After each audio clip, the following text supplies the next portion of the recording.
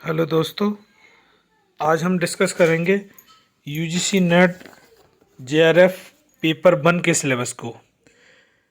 Paper one का जो syllabus है उसको डिस्कस करेंगे और बताएंगे कि पेपर वन जो है यूजीसी नेट जेआरएफ में एनटीए नेशनल टेस्टिंग एजेंसी द्वारा क्या पूछा जाता है और यह आपसे ये परीक्षा में क्या अपेक्षाएं रखता है।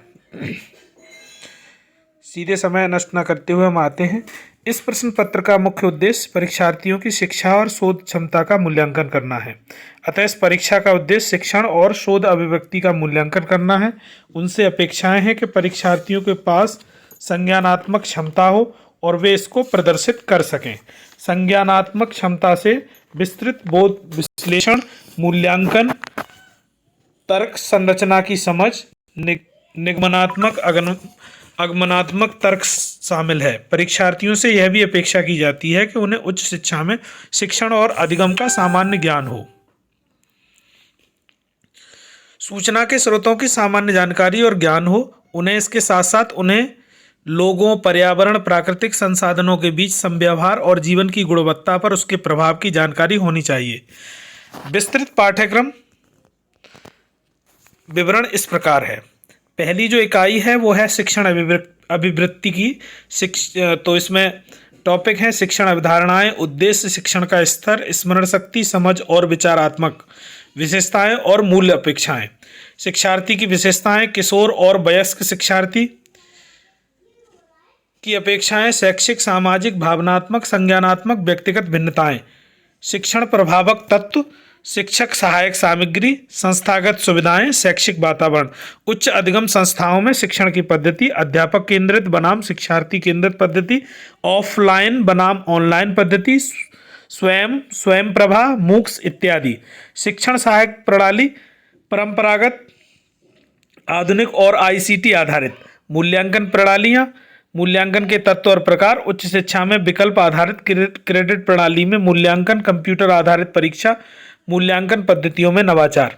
यूनिट 2 जो है वो शोध अभिवृत्ति से संबंधित है। शोध, तो इसमें है शोध, अर्थ, प्रकार और विशेषताएं, प्रत्यक्षवाद एवं उत्तर प्रत्यक्षवाद, शोध के उपागम। शोध और पद्धतियां प्रयोगात्मक, विवरणात्मक, ऐतिहासिक, गुणात्मक, मात्रात्मक। शोध के चरण, शोध के प्रबंध एवं आलेखन, लेखन, फॉर्मेट और संदर्भ की शैली। शोध में आईसीटी का अनुप्रयोग। शोध नैतिकता। इकाई 3 बोध। इसमें एक गद्यांश दिया जाएगा, उस गद्यांश में पूछे गए प्रश्नों का उत्तर देना होगा। इकाई 4 जो है वो संप्रेषण से संबंधित है, कम्युनिकेशन। संप्रेषण का अर्थ, प्रकार और अभिलक्षण। उसके बाद प्रभावी संप्रेषण, वाचिक एवं गैर वाचिक, अंतः संस्कृति एवं सामूहिक संप्रेषण, कक्षा संप्रेषण। प्रभावी संप्रेषण की बाधाएं, जन, मीडिया एवं समाज। इकाई 5 यूनिट 5 जो है वो गणितीय तर्क और अभिवृत्ति से संबंधित है। इसमें तर्क के प्रकार, संख्या श्रेणी, अक्षर श्रृंखला, कूट और संबंध, गणितीय अभिवृद्धि, अंश, समय और दूरी, अनुपात, समानुपात, प्रतिशतता, लाभ और हानि, ब्याज और छूट, औसत आदि। इकाई 6 और यूनिट 6 जो है वो युक्त तर्क से संबंधित है।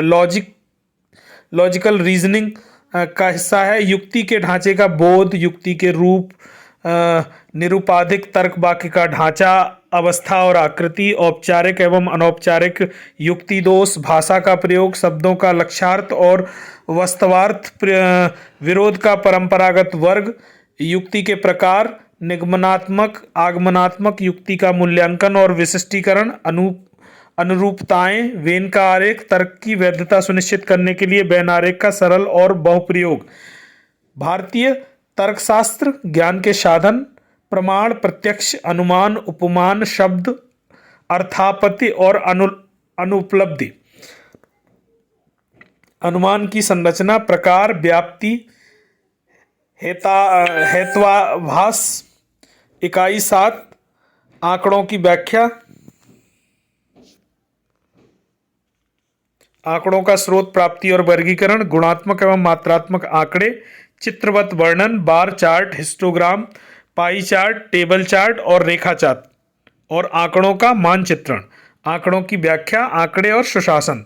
इकाई 8 में जो है सूचना और संचार प्रौद्योगिकी, आईसीटी। आईसीटी सामान्य संक्षिप्तियां और शब्दावली, इंटरनेट, इंट्रानेट, ईमेल, श्रव्य दृश्य कॉन्फ्रेंसिंग की मूलभूत बातें, उच्च शिक्षा में डिजिटल पहलें, आईसीटी और सुशासन।